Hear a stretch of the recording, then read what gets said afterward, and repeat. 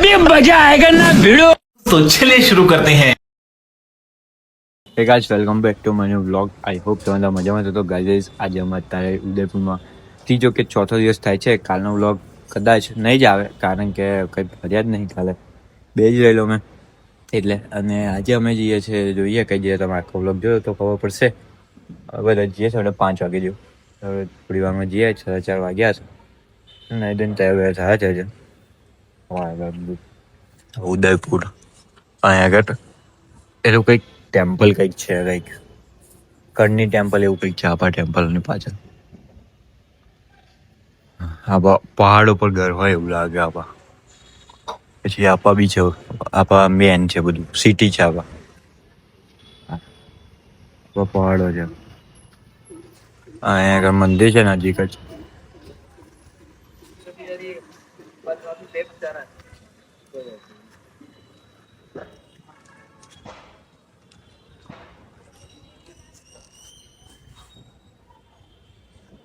કાલે અમે રેડી બેડી થઈ ગયા, બેગ લઈ લીધું.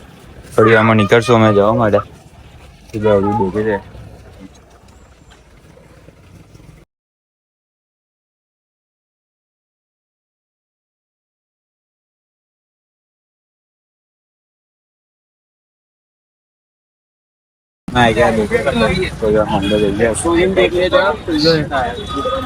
वासी तो बहुत उतरे हैं।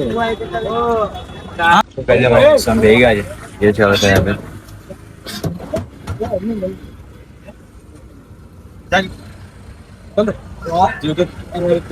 अरे उधर नहीं यार, वो लोग अंदर जाएंगे ऐसा. वो उधर दो लोगों के नाम लिए ना, अलग अलग.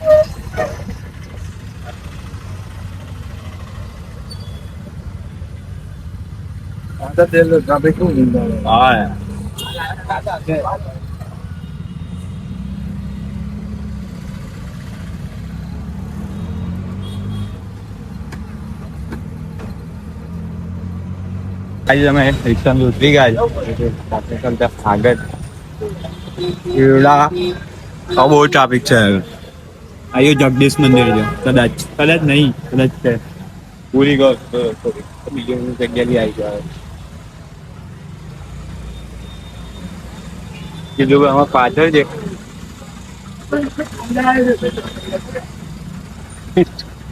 ભાઈ એક વસ્તુ થઈ ગયું છે, થઈ ગયું. મારા ચશ્મા પૂરી ગયો હતા. આ બેગમાં રાખતો તો એ બી નહીં રાખ્યો. થોડા મોટા બી હતા ના.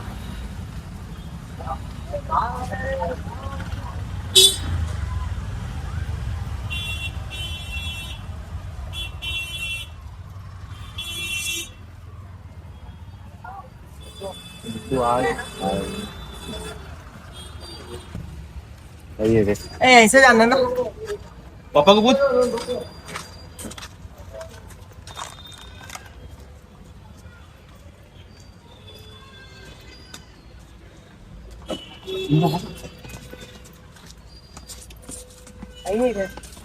इसे भाई कसो बोलता नहीं.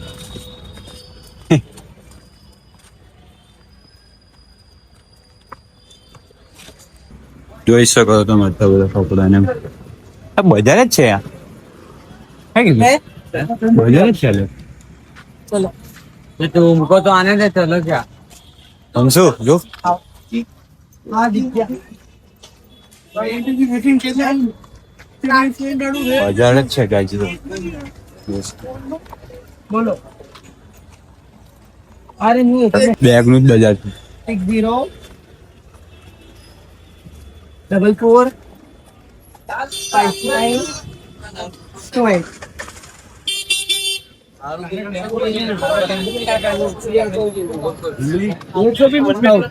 क्योंकि पूरा जो रास्ता है वो क्लियर है. અમે આજે સિટી ઓફ પેલેસ ફરવા માટે થોડી આમ અંદર જઈએ. ત્યાં આગળ ટિકિટ સેન્ટર છે. આ બધી ટિકિટના પ્રાઇસ લગેલી છે. આગળ મ્યુઝિયમની પ્રાઇસ લગી, city of palace museum.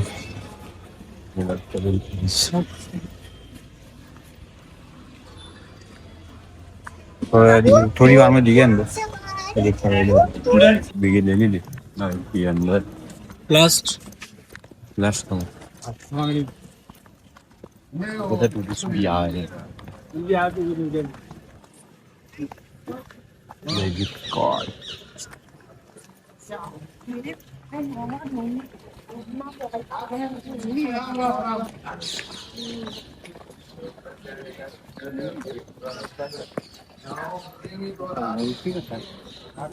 Coca Cola कौन बोला जिस जोरदार से नजारो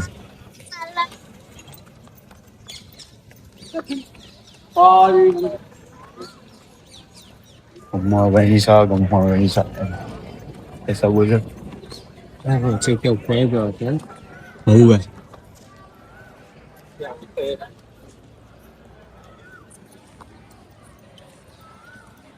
तो गाइस छोड़ता है मजा क्या है सिटी ऑफ पैलेस में आ जाए मतलब किस होगा जो जोरदार ही हो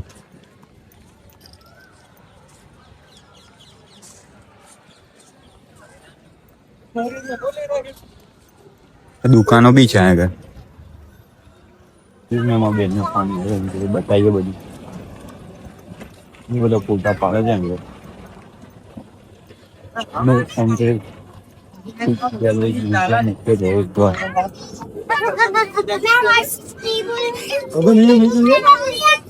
हाँ जी दिन देखो वस्तु बोले ये वस्तु बोले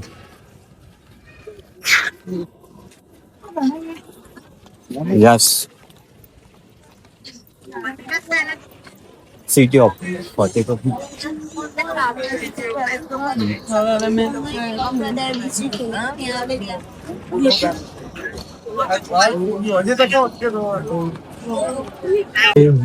अंदर क्या बाजू में जो है तो मजा आता है हमारे किसी तो एक जगह मजा आता है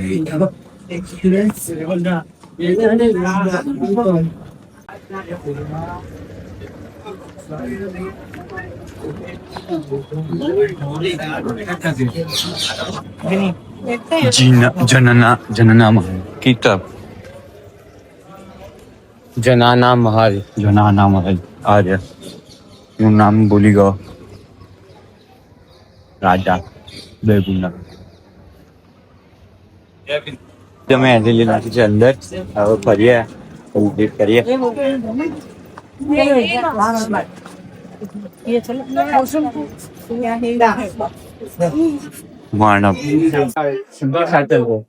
गाइस हमारा आएगा हिंदी बोलो तो सुना हिंदी बोलो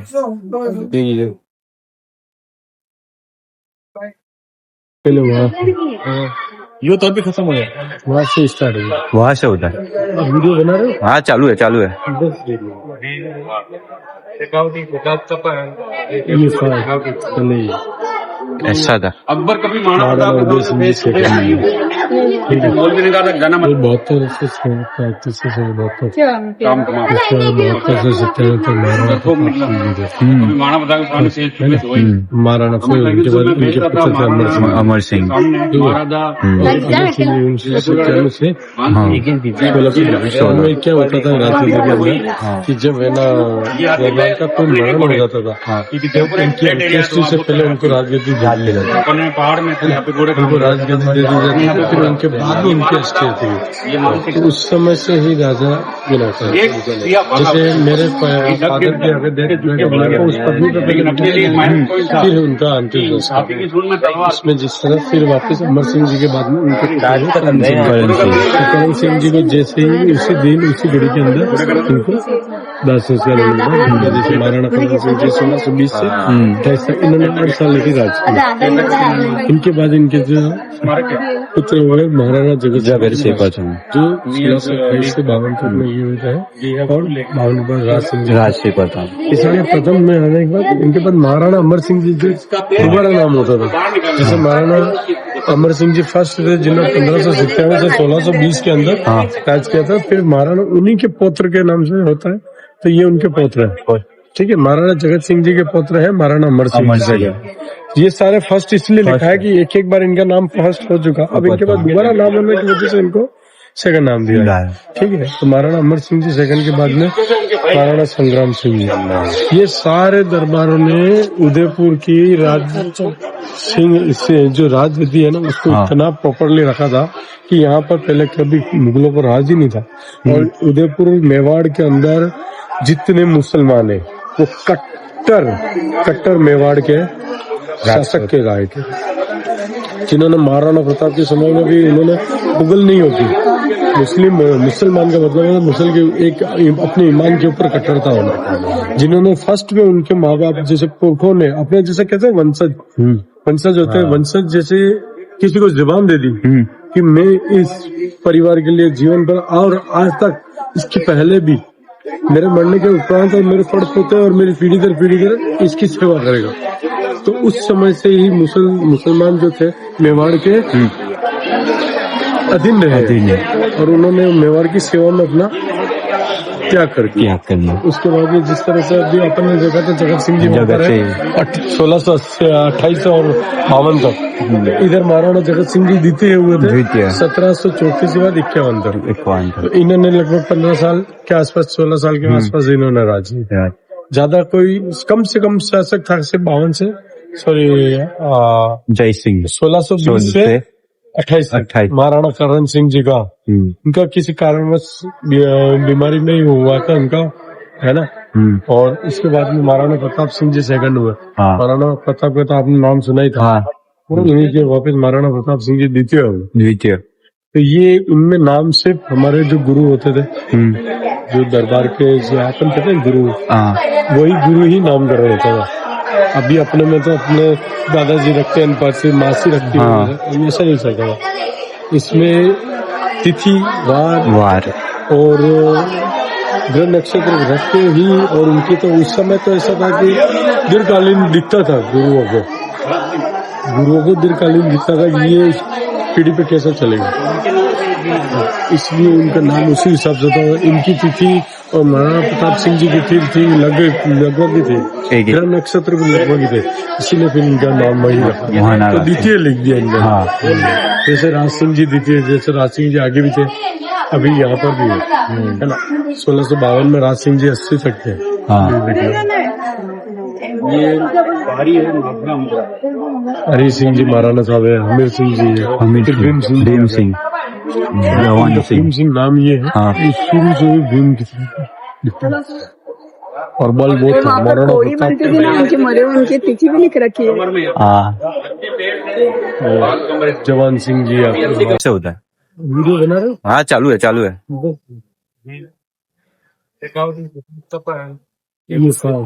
नहीं अच्छा था। महाराणा उदय सिंह जी गाना बहुत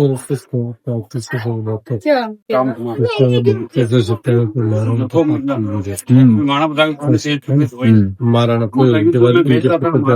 अमर सिंह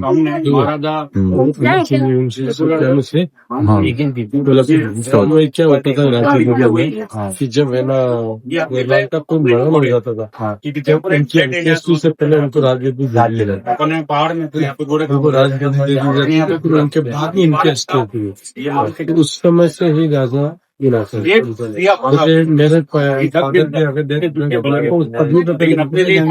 फिर उनका अंतिम उसमें जिस तरह फिर वापिस अमर सिंह जी के बाद में सिंह जी ने जैसे ही इसके दिन के अंदर उनको उन्होंने 8 साल लिखी राज। इनके बाद इनके जो पुत्र हुए महाराणा जगत सिंह जो 52 में ये हुआ था, और राज सिंह प्रताप इसलिए प्रथम में आने के बाद इनके बाद महाराणा अमर सिंह जी दोबारा नाम होता था। जिसे महाराणा अमर सिंह जी फर्स्ट थे जिन्होंने 1597 से 1620 के अंदर राज किया था। फिर महाराणा उन्हीं के पौत्र के नाम से होता है, तो ये उनके पौत्र है। ठीक है, महाराणा जगत सिंह जी के पौत्र है महाराणा अमर सिंह। ये सारे फर्स्ट इसलिए लिखा है कि एक बार इनका नाम फर्स्ट हो चुका, अब इनके बाद दोबारा नाम होने तो इनको सेकंड नाम दिया। ठीक है, तो महाराणा अमर सिंह जी सेकंड के बाद में महाराणा संग्राम सिंह। ये सारे दरबारों ने उदयपुर की सिंह से जो राजगद्दी है ना उसको इतना प्रॉपरली रखा था कि यहाँ पर पहले कभी मुगलों का राज ही नहीं था, और उदयपुर मेवाड़ के अंदर जितने मुसलमान है वो कट्टर मेवाड़ के शासक के राय थे, जिन्होंने महाराणा प्रताप के समय में भी इन्होंने मुगल नहीं होती, मुसलमान का मतलब है मुगल के एक अपने ईमान के ऊपर कट्टरता होना, जिन्होंने फर्स्ट में उनके माँ बाप जैसे पुरखों ने अपने जैसे कहते हैं वंशज होते हैं, वंशज जैसे किसी को जुबान दे दी कि मैं 2025 में अवार्ड दिया गया है हेरिटेज होटल सबसे बहुत अच्छा अग्रणी है कि इस उदयपुर के अंदर सबसे पहले जैसे बनने थे जहाँ पर वीडियो जो नदी वगैरह बनने के लिए सबसे पहले उन्होंने इन्वेस्ट प्रथा ये उनसे ही चली आज तक उदयपुर में बेस्ट है ना हेरिटेज होटलों के लिए प्लस शाही शादियों के लिए इसके लिए सबसे पहले चुना गया सबकी फेवरेट जगह है इनमें सबसे ज्यादा सहयोग हमारा अरविंद सिंह जी मेवाड़ बाबा और उन्हीं के पुत्र अभी भी शिवराज जी लक्षराज से बहुत अच्छे हैं वो भी बहुत फ्रैंकली है यूं नहीं उनमें दरबार जैसे घमंडी नहीं है नॉर्मली बात करना किसी से नॉर्मली मिलना आम जनता के बीच आना एक दरबार की एक गृहणी होती है आम जनता के बीच में वो कम नहीं पर हमारे लक्षराज सिंह जी तो फ्रैंकली है सेम भी वो अच्छा मतलब सामने ये दरबार के बूढ़ ये दरबार के बूढ़ सवार है दो घोड़े तो गाइस जाओ બધો ઇતિહાસ હતો તો આગળ સહી બધે પ્લીઝ ડોન્ટ ટચ ये तो मैं महाराष्ट्र जी के वाले है यहाँ ऊपर है हाँ ये सवा मंडिया भला है કબાલા ये महाराणा प्रताप सिंह जी की लगभग 7.5-8 फीट की हाइट थी हाँ और उनका वजन कहते थे 150 किलो की वजन थी 150 किलो उन्होंने अपने वजन से आधा अपना कवच ढाल दी जिसका कम से कम लोग कहते थे कि 80 किलो का वजन कवच ढाल दो ये महाराणा प्रताप सिंह जी की ढाल है हाँ जो ये 80 किलो के वजन से जंजीरों से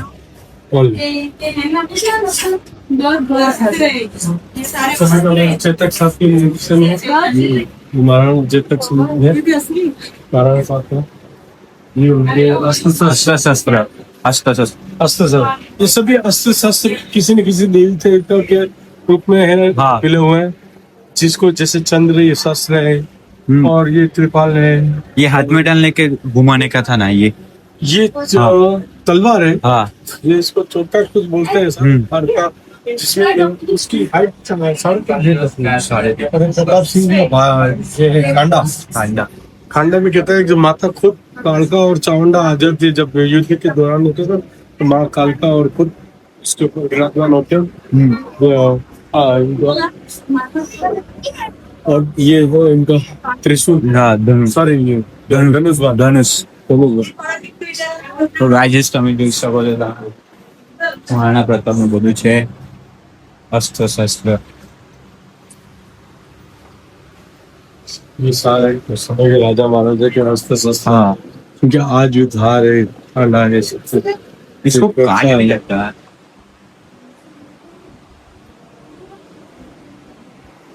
तलवार और बाद में गोपाल सिंह जी शिकार करने जाते थे हाँ तो ये बंदूक थी उनकी तो और सभी हाँ और प्रताप सिंह जी की हाइट ज्यादा होने की वजह से उनके सारे हथियार सारे लंबे बड़े में क्योंकि और महाराणा जगत सिंह जी और इनकी भी हाइट उन्हीं के ऊपर गई हुई है प्रताप सिंह जी की तो ये सारी तलवारें देखिए आप खुद देखो 3.5-4 फीट की तलवार 4 फीट तक नजदीक नहीं आ सकता था हाँ ये खांडे का धार है पर्चा है और लड़ी है सभी अदर शस्त्र है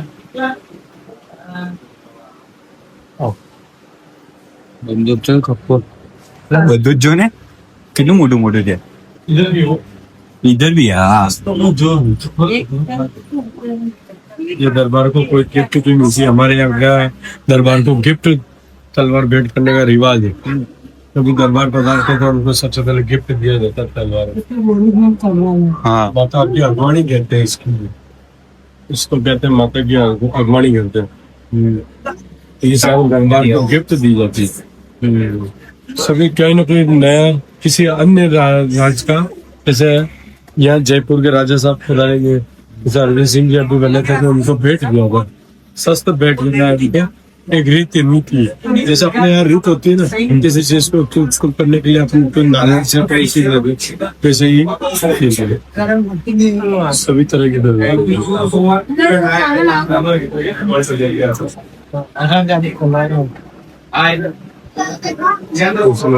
ये क्या है? ये तो उस समय के हैं चिमने वगैरह चलाने का। और एक इसमें है ना वो भी है घड़ी, जो घड़ी सिर्फ सूर्य की किरणों से ही ऑटोमेटिक अपना अच्छा टाइम बता देगी। और एक घड़ी ऐसी जल घड़ी, जो जल पानी की लेवल बढ़ने की वजह से तालाब के अंदर होती है ना, जिस तरह से लेवल बढ़ता था तो उसका टाइम आता है।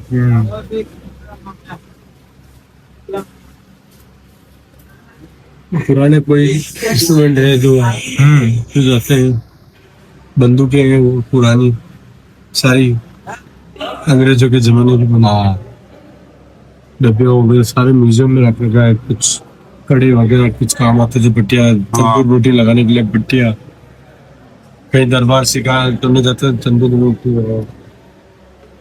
वो नाम हाँ, ये बंदूकें सारी, ये 12 बोर की बंदूक बोलते हैं ना ये। हाँ, सजे तलवार सजे। इसमें तो गोली भी अलग ही है। हाँ, ये छर्रे वाली गोलियां। हाँ, ये छर्रे कहते हैं। बारूद की बम है ना, ये बारूद की खुम्बिया कहलाती है। नहीं वो बारूद होता है। ये जाते लगते फट जाती थी। हाँ। बारूद फट जाता। वो पीछे वाला क्या है? ये बोर है। बोर है, बोर बंदूक का आगे नली ये खड़ा है, वो बोल रहा हूँ, बंदूक के बीच में ये जो खड़ा हुआ है ये बारूद रखने का है।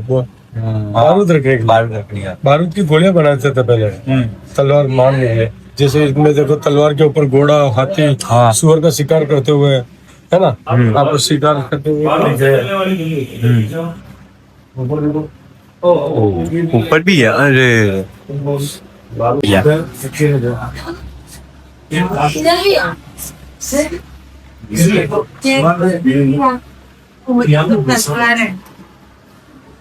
सबसे बड़े हाँ, ये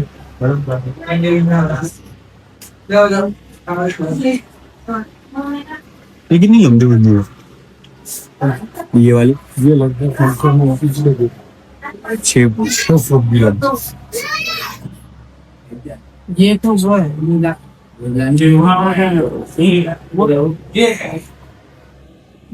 ये दरगाह में उस समय शौकीन होते थे तलवार के बनाना की। अपने टाइम में बर्थडे गिफ्ट केक वगैरह काट के ये उस समय हमारे दरबार में इसी तरह की तलवारें भेंट की जाती है। आज दरबार का बर्थडे है तो आज इसी तलवार है। हर छोटे छोटी चीज के लिए कोई ना कोई फंक्शन होता था, तब इनको क्योंकि इनको तलवार को और इनको हथियार को भेंट करने का मतलब ये होता है कि माता की अगवानी करना। तलवार को जपना। और उस समय कुछ दरबार शौकीन होते थे गधा के, तो गधा चलाने के शौकीन होते थे। ये गधों का वजन कम से कम नहीं 25 से 30 किलो वजन है, प्योर चांदी चढ़ा होता है। ये तो चमची और चम्मच है। हाँ, ऊपर बધી જગ્યા પર બધા સસ્તા લગાડેલા છે. એ છે ને એ કિસ્મત બધું છે, બધી ઇન્ફોર્મેશન આ જાય હિસ્ટ્રી યાર.